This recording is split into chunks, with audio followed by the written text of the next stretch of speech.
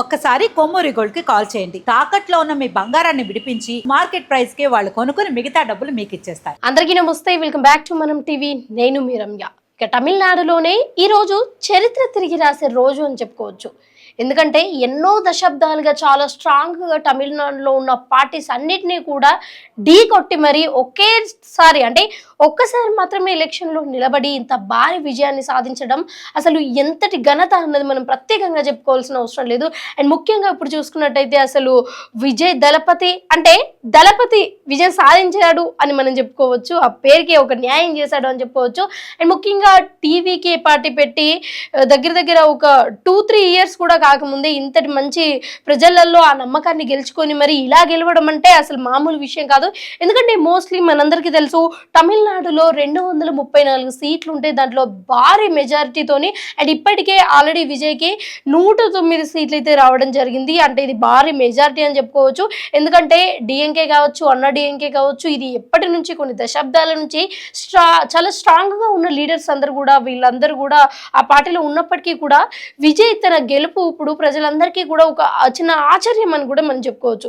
ఎందుకంటే అసలు ప్రజలందరూ ఎప్పటి నుంచో ఉన్న లీడర్స్ అందరినీ కూడా అసలు ఏమాత్రం పట్టించుకోకుండా విజయ్ న్యాయం చేస్తాడు, విజయ్ సమస్యలను తీరుస్తాడు, విజయ్ తమిళనాడులో ఉన్న ప్రాబ్లమ్స్ అన్నింటికీ కూడా ఒక మంచి వే చూపించే అవకాశంగా కనిపిస్తుంది అని ఈ కొన్ని రోజులలోనే విజయ్ చేసిన ప్రచారాలన్నింటినీ కూడా నమ్మి విజయ్ని అసలు ఒక ఘనత లేకపోతే ఒక మంచి విజయాన్ని సాధించాడు అని విజయ్ని ప్రజలందరూ కూడా నెత్తి మీద పెట్టుకోవడం అయితే జరిగింది. అండ్ ఇక్కడ ముఖ్యంగా చూసుకున్నట్టయితే విజయ్ ఇంటి ముందు కూడా భారీ బందోబస్తు అయితే ఏర్పాటు చేశారు. ఎందుకంటే మనందరికీ తెలుసు విజయ్కి తమిళనాడులో ఉన్న ఇమేజ్ అంతా ఇంత కాదుగా, స్టార్డమ్ కావచ్చు, లేకపోతే ఇక్కడ ముఖ్యంగా కూడా ఇప్పుడు విజయ్ గెలిచాడు అని ప్రజలందరికీ తెలిసిన తర్వాత వాళ్ళు చేసుకునే సంబరాలు కావచ్చు, లేకపోతే విజయ్ని ఒకసారైనా చూసి వెళ్దాము అని వాళ్ళ మైండ్ లో ఉండొచ్చు. సో మనందరికీ తెలుసు ఈ గెలిచాడు అన్న ఈ సందర్భంలోనే విజయ్ ఇంటికి చాలా మంది బందోబస్తు పోలీసులు అయితే వచ్చారు. ఎందుకంటే అక్కడికి వచ్చే ఫ్యాన్స్ అందరినీ కూడా అడ్డుకోవడానికి. అండ్ ముఖ్యంగా విజయ్ ఇంట సంబరాలు మనం చూసుకున్నట్టయితే విజయ్ వాళ్ళ ఫాదర్ అయితే డైరెక్ట్ గా ఏడ్చే పరిస్థితి అయితే కనిపిస్తుంది. అంటే ఇది ఆనంద బాష్పాలు అని మనం చెప్పుకోవచ్చు. విజయ్ వాళ్ళ ఇంట్లో ఫ్యామిలీ అందరూ కూడా అసలు ఎంత అంగరంగ వైభవంగా ఈ సెలబ్రేషన్ ని చేసుకుంటున్నారు అన్నది మనకు ఈ వీడియోలో చూస్తే అర్థమవుతుంది. అండ్ ఈ వీడియోలో చూసుకున్నట్టయితే ముఖ్యంగా విజయ్ వాళ్ళ ఫాదర్ చాలా ఎమోషనల్ గా కనిపిస్తున్నారు. అండ్ ఫ్యామిలీ అంతటి కూడా ఇది ఒక సంబరం అని చెప్పుకోవచ్చు. ఎందుకంటే మోస్ట్లీ మనం లాస్ట్ టైం నుంచే చూసుకుంటూ వచ్చినట్టయితే విజయ్ మీద వచ్చే ఎలిగేషన్స్ కావచ్చు, విజయ్ మీద ఉన్న ఈ ఎఫైర్స్ ఇవన్నీ కూడా ఎలిగేషన్స్ ఏవైతే ఉన్నాయో ఈ అపోజిషన్ పార్టీ అంతా కూడా దాన్ని చాలా స్ట్రాంగ్ గా ప్రజల్లోకి తీసుకొని వెళ్ళే ప్రయత్నం చేసినప్పటికీ కూడా విజయ్నే ప్రజలందరూ నమ్మి విజయ్కి ఓటేయడం ఇది చాలా ఘనతగా మనం భావించవచ్చు. అండ్ ముఖ్యంగా చూస్తున్నారు కదా వాళ్ళ ఫ్యామిలీ అయితే అసలు ఆ లిఫ్ట్ లో నుంచి విజయ్ వాళ్ళ ఫాదర్ రాగానే ఆ ఫ్యామిలీ మెంబర్స్ అంతా కూడా వాళ్ళ ఫేస్లలో ఈ ఆనందం, సంతోషం అసలు ఏ రేంజ్ లో కనిపిస్తుంది అన్నది మనం చూసుకోవచ్చు. అండ్ ముఖ్యంగా విజయ్ వాళ్ళ ఫాదర్ ఒక్కసారి చూసుకున్నట్టయితే ఆ కనుల విందు అయితే అక్కడ మనకు కనిపిస్తోంది. ఎందుకంటే ఎవరైనా సరే ఒకేసారి ఎలక్షన్ టైంలో సీఎం స్థాయికి వెళ్ళారు అన్నది ఇది మొదటిసారి అని చెప్పుకోవచ్చు. ఎందుకంటే ఆ ఘనత అతను సాధించారు కాబట్టి ఇంకా వాళ్ళ ఫ్యామిలీ మెంబర్స్ ఏ రకంగా ఉంటారో మనం ఒకసారి ఊహించవచ్చు. ఆయన వీడియోలో చూస్తుంటే కూడా మనకు కనిపిస్తుంది. ఇంట్లో ఉన్న ప్రతి ఒక్కరు కూడా వాళ్ళు చేసే చిన్న చిన్న సరదా కావచ్చు, లేకపోతే అసలు వాళ్ళ కళ్ళలో కనిపిస్తుంది ఆ విజయాన్ని వాళ్ళు కూడా ఎంతలా విజయవంతంగా సెలబ్రేట్ చేసుకుంటున్నారు అన్నది.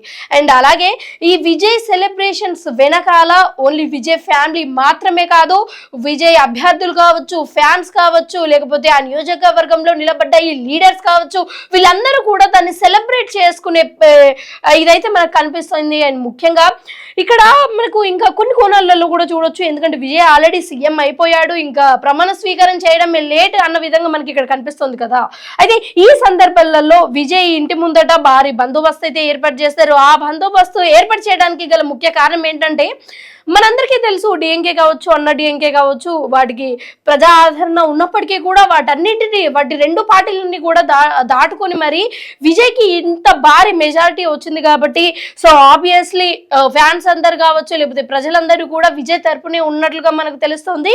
అండ్ ముఖ్యంగా విజయ్ని అంటే ఎవరైతే విజయ్ని కలవడానికి లేకపోతే చూడడానికి వచ్చిన ఫ్యాన్స్ కావచ్చు, లేకపోతే అభ్యర్థులకు కావచ్చు, వాళ్ళందరినీ కూడా కొంచెం అడ్డుకునేందుకు మళ్ళీ ఎలాంటి అక్కడ ప్రాణాపాయ స్థితులు ఎవరికి కూడా ఏర్పాటు అవ్వకుండా ఉండడానికి అయితే అక్కడ పోలీసులు అయితే చూస్తున్నట్లయితే మీరే చూడండి వీడియోలో అసలు ఎంతటి బందోబస్తు అక్కడ ఏర్పాటు చేశారు అన్నది అయితే మనకు క్లియర్ గా కనిపిస్తుంది.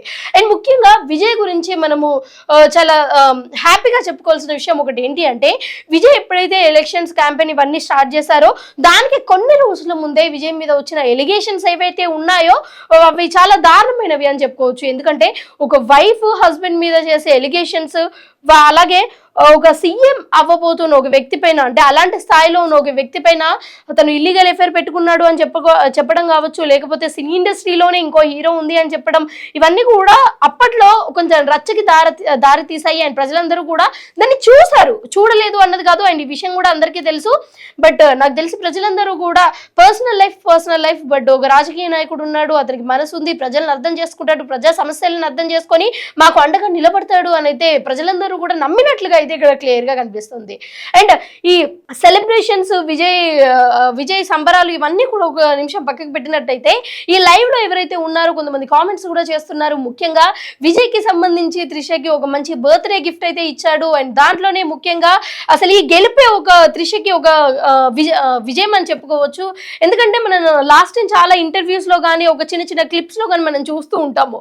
మనం త్రిషని ఒక జర్నలిస్ట్ అడుగుతాడు, మీరేమవ్వాలి అని అనుకుంటున్నారు అంటే ముఖ్యంగా తను నేను సీఎం నవ్వాలనుకుంటున్నాను అంటే వాళ్ళందరూ నవ్వుతారు, లేదు జోక్ కాదు, సీరియస్ గానే నేను సీఎం నవ్వాలి అని అనుకుంటున్నా అని ఏదైతే త్రిష చెప్పిందో సో అదైతే ఇప్పుడు ట్రెండింగ్ గా మారింది. ఎందుకంటే త్రిషకి అలాగే తలపతికి సంబంధం ఉంది అన్న న్యూస్ సోషల్ మీడియాలో అయితే చాలా హల్చల్ గా రేగింది. సో ఇది అఫీషియల్ గా నిజం అయినప్పటికీ కాకపోయినప్పటికీ మనకు తెలియదు.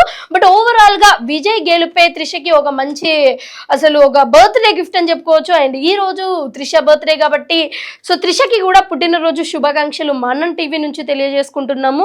అండ్ ముఖ్యంగా సో ఓవరాల్ గా చూసారు కదా విజయ్ గెలుపు వెనుక ఉన్న అంశాలు. విజయ్ గెలిస్తే ఫ్యాన్స్, కార్యకర్తలు, అలాగే అభ్యర్థులు, ఫ్యామిలీ మెంబర్స్ అండ్ త్రిష కూడా మేబీ హ్యాపీగా ఫీల్ అయి ఉండొచ్చు. సో ఓవరాల్ గా ఇది జరిగింది. సో విజయ్ ఇంకా బలం ప్రజలే అని చెప్పుకోవచ్చు. విజయ్ గెలవడానికి కూడా ప్రజలే కారణం అని చెప్పుకోవచ్చు. ప్రజలు నమ్ముతున్నారు. మరి ఇక ముందట చూడాలి అసలు రెండు పార్టీలను దాటుకొని మరి విజయ్ వచ్చాడు అంటే విజయ్ వెనకాల ప్రజలు ఉన్నారు కాబట్టి దాటుకొని వచ్చాడు.